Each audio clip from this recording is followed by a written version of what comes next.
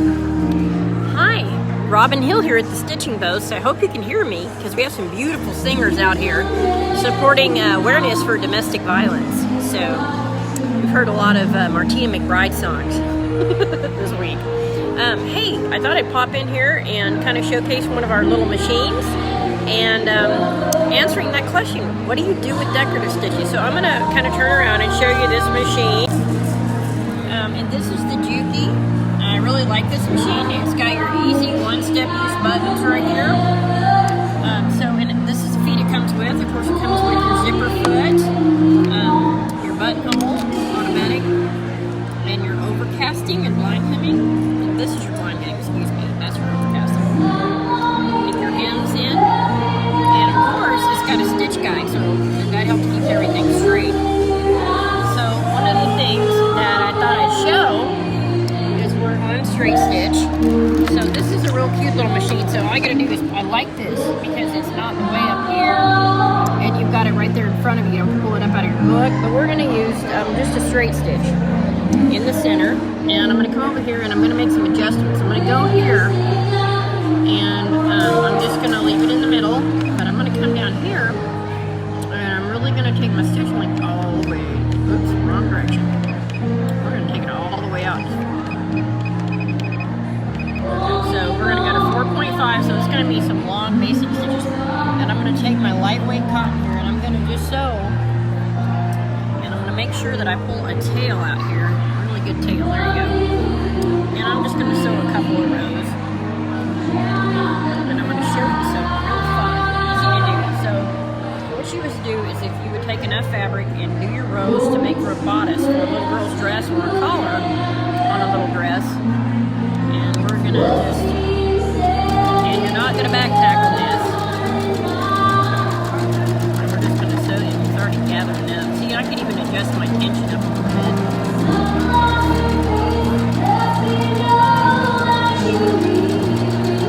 And you, my girl singing is just, they've had some amazing talent out here. So we're gonna take this out, lift our tension up, pull that out really good here.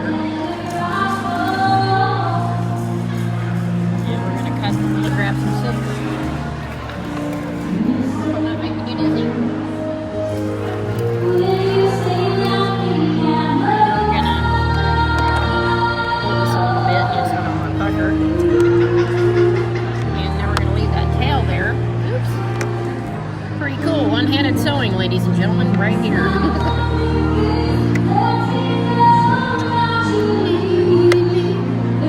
So we're gonna do another row.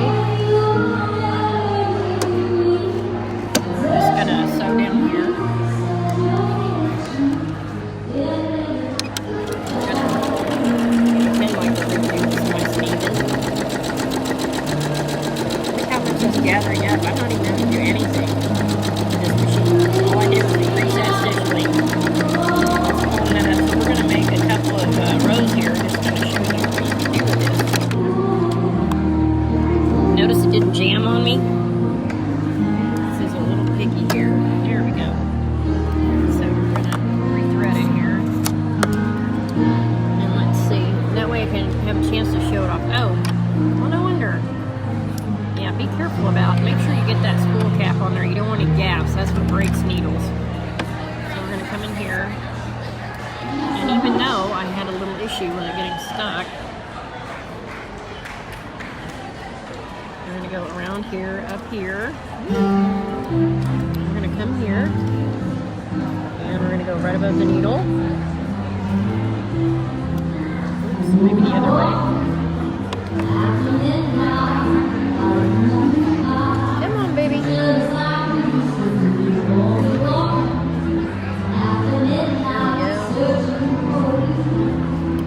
Well, I guess I'm going to have to get creative here. Here we go. Now you can see everything I'm doing. Now, who said I couldn't sew one-handed? Okay. So we're going to, this is our automatic needle threader. See how easy that is? I hope you ladies can hear me. So we're going to take this, and we're going to use our handy-dandy thread cutter over here, because we're going to do some stuff here in a minute.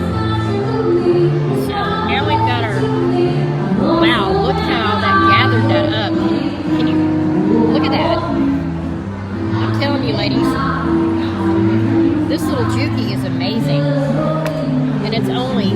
$199. That's math pricing. So, you know, I have to check on it and see if we can mail it to you if you live out of state. But this is such an easy little machine to use. I really like this one. My rep, I suppose y'all met Jukey Joe, helped me pick this model out to carry. He suggested it, and he thought you Oklahoma ladies would really like it. But now, we're gonna prop this up here a little bit. Hopefully it'll work. Okay. Anyway, I'm gonna pull this up while you focus on the needle. But what you're gonna do is those strings, you're just gonna pull that up, but I don't even hardly have to do anything. Anyway, you would do 2 or 3 rows on your bodice. This is just leftover hanky fabric from Bentley's scarf I had. But I would come in here and I would look at my decorative stitches. And I would find a really good one. See, anything like, let's see if I can, anything like this where you really, any of these stitches will be beautiful. But anyway, I'm just probably going to choose something cute that I know will cover it. That won't be too difficult. I think we'll go for 47. So all I would do is put it back in this mode and go 4, and go up to 7, off, and then I'm going to take, see, and then all I have to do, so I'm going to prop my little phone here again so you guys can see what I'm doing. I can see what I'm doing. So we'll take this and put it under my foot. And one thing I want to do is make sure I'm changing the, and I took my stitch length all the way out to 7, so it's going to cover both sides of this. Now, what's real important is when you do something like this, that's why they make smocking machines. But if you want to smock your fabric at home, here we go. We're going to hold our breath and pray. See if it feeds through here. And we're just going to go over that. And we've got a built-in guide that we're going to try to stay on. We just go over that. I want to keep this down. See how that's, I'm just guiding that in there. And then sewing it across the top of that. Now what you have to do, you know, of course, this really gathered up, so you would have to use, if you're going to use a collar or a bodice, you'd have to probably have, you'd have to have a little more fabric than I used. And that goes with any machine. When you're gathering, you need to take like a yard. See just how much she cinches up. Cut you a little strip to practice.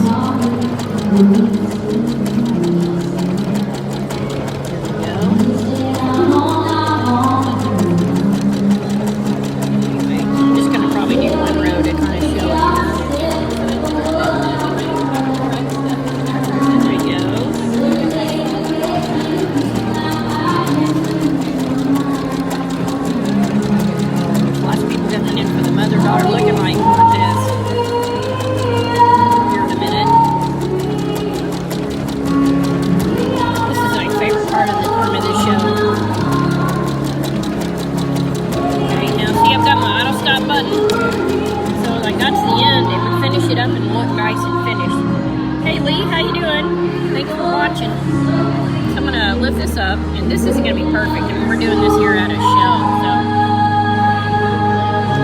And probably an open toe foot would be a little bit better for this, or a raised bottom foot. Woo! Look at that. Isn't that pretty? So look how easy you can do machine smocking. And you might even want to test it out and see what stitch looks pretty. But that worked out. See, and I could just do another row and it would sew it into a neckline or bodice and it'd be really pretty. Hey Dusty! Bet you didn't know you could do machine smocking. It's a lot of fun. But I wanted to show you some of the things you can do with a little machine like this. You can do quite a bit. Thank you for the heart. Anyway, we're having fun down here at the show. Hey Dusty. So neat, so easy to do, Dusty. And it's just about, really, it's practice. You know, I'm just horsing around. But if you practice this enough, you can do it really neat. This is something that you can add to your dresses. You can even buy smocking designs that you do with your embroidery machine. But you can go ahead, watch it from the beginning. Well, it's starting to pick up here a little bit. Everybody's coming in for the mother-daughter show, so I better keep my smiling face here so I don't miss people in the booth. Anyway, this is Robin Hill for What's Going On Down the Post for Let Me Show You the little HZL70HW and how to do smocking by machine. Y'all have a great Sunday, and I'll see you at the post.